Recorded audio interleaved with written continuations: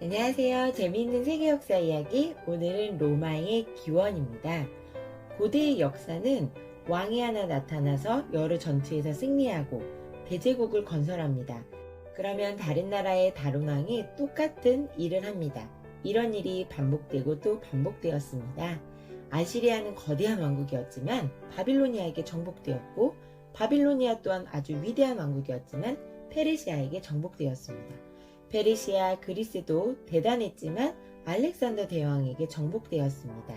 결국 계속해서 제국을 넓혀 나가려고 했었는데요. 하지만 이 제국은 어떤 제국보다 크고 강했습니다. 그리고 몇백 년 동안이나 유지되었는데요. 이 제국이 멸망한 뒤에도 사람들은 1000년이 넘도록 이 제국의 언어를 배우고 책을 읽고 정책을 따랐습니다. 바로 그 제국은 오늘 이야기할 로마입니다. 로마는 이탈리아 언덕의 작은 마을이었습니다.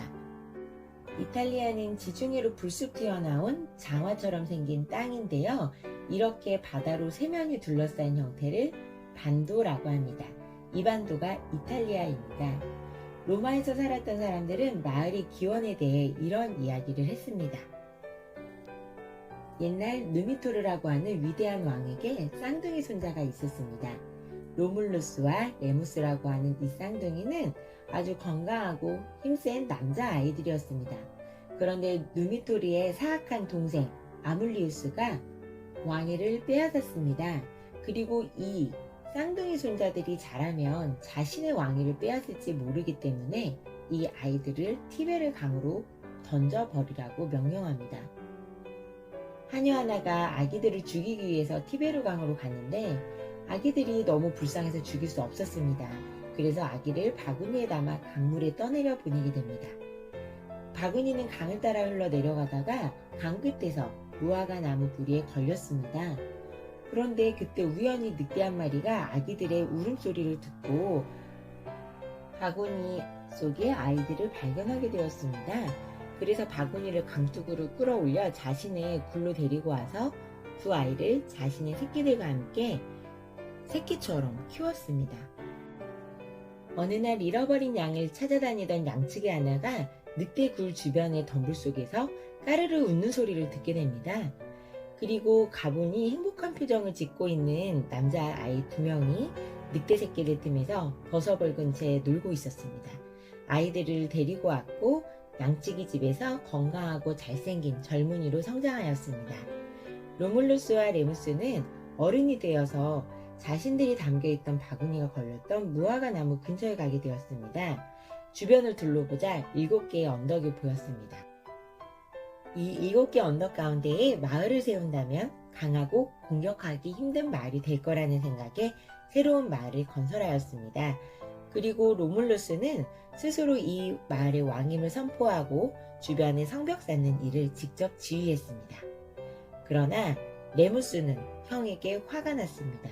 왜냐하면 이 마을을 같이 건설했는데 형 혼자 지배자가 되려고 하니 질투심이 생겼던 거죠.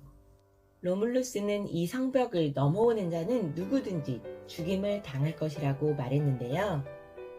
동생인 레무스가 그 성벽을 쉽게 뛰어넘었습니다. 로물루스는 화가 나서 칼을 뽑아 그 자리에서 동생을 죽여버렸고 마을의 이름을 따서 로마라고 불렀습니다. 이 로물루스가 로마의 첫 번째 왕입니다. 로물루스와 레무스의 전설은 로물루스가 로마의 첫 번째 왕이라는 것을 말해주고 있습니다. 고대 로마에 대해 전해지는 이야기 중에는 로물루스가 로마의 7왕 중 첫째 왕이라는 이야기도 있습니다. 이 7왕들은 이탈리아에 살고 있는 다른 부족들과 싸웠습니다. 왕들은 점점 많은 땅을 점령하려고 했고 그래서 로마는 점점 커지고 강력해졌습니다. 이탈리아에 살던 가장 중요한 부족으로 에르투리아인이 있습니다.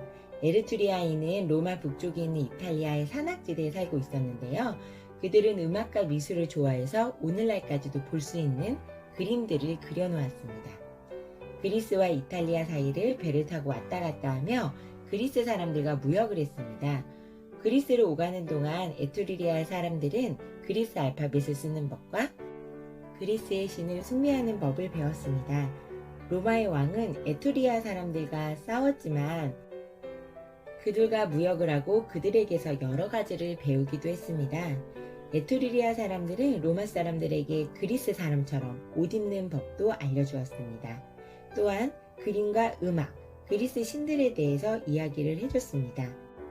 에트루리아인으로부터 로마 사람들은 많은 영향을 받게 되었습니다.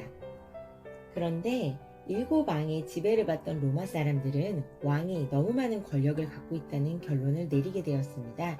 그들은 왕이 지배하는 정치 체제인 군주제를 원하지 않았습니다.